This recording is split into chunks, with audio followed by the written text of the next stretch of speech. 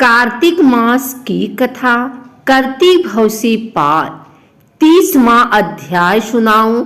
हुई हरि कृपा अपार। जय श्री कृष्ण। राधे राधे। आइए सुनते हैं कार्तिक मास महात्म्य का 30वां अध्याय। भगवान श्री कृष्ण सत्यभामा से बोले, हे प्रिय, नारद जी के यह वचन सुनकर महाराजा पृथु बहुत आश्चर्यचकित हुए। अंत में उन्होंने नारद जी का पूजन करके उनको विदा किया। इसीलिए माघ, कार्तिक और एकादशी यह 3 व्रत मुझे अत्यधिक प्रिय है।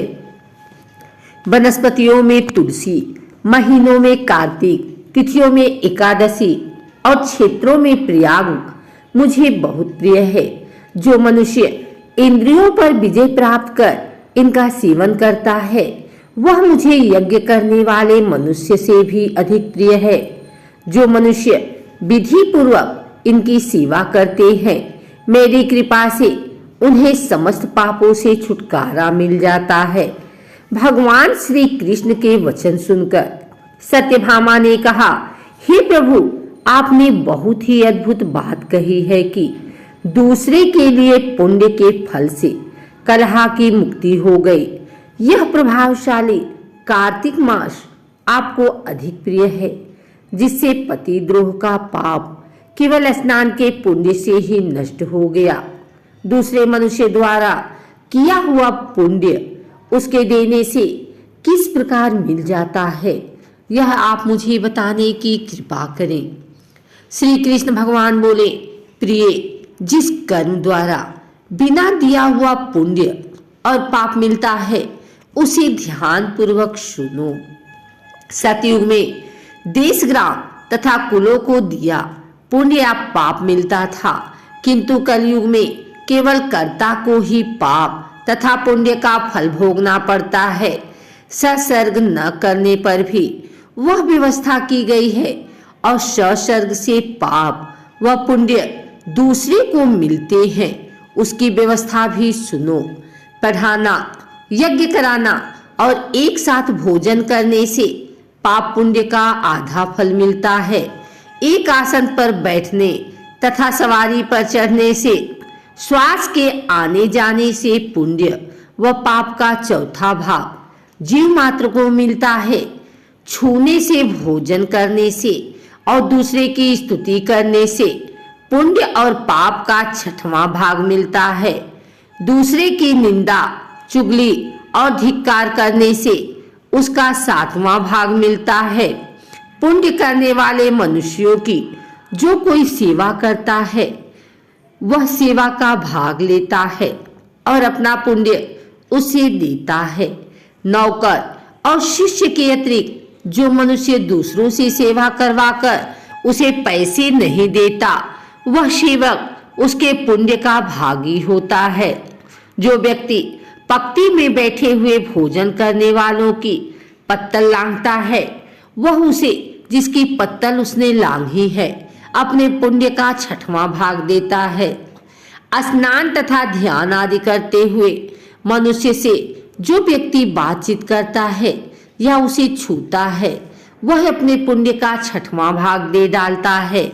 जो मनुष्य धर्म के कार्य के लिए दूसरों से धन मांगता है वह पुण्य का भागी होता है।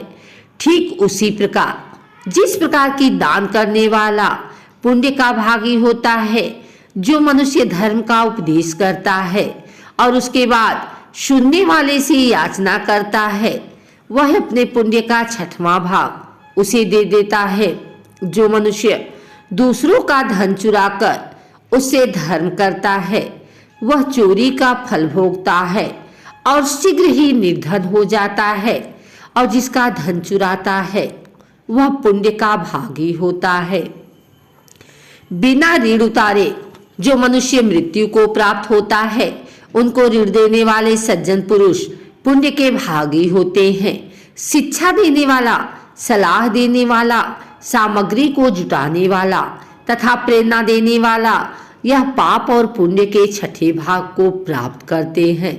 राजा प्रजा के पाप पुण्य के षष्ठांश का भोगी होता है गुरु शिष्यों का, पति पत्नी का, पिता पुत्र का, स्त्री पति के लिए पुण्य का 6वां भाग पाती है। पति को प्रसन्न करने वाली आज्ञाकारी स्त्री पति के लिए पुण्य का आधा भाग ले लेती है। जो पुण्यात्मा पराये लोगों को दान करते हैं वह उनके पुण्य का 6वां भाग प्राप्त करते हैं। जीविका देने वाला मनुष्य जीविका ग्रहण करने वाले मनुष्य के पुण्य के 6ठे भाग को प्राप्त करता है। इस प्रकार दूसरों के लिए पुण्य अथवा पाप बिना दिए भी दूसरों को मिल सकते हैं, किंतु यह नियम जो कि मैंने बतलाए हैं एक कलयुग में लागू नहीं होते। कलयुग में तो एकमात्र कर्ता को ही अपने पाप व पुण्य भोगने पड़ते हैं।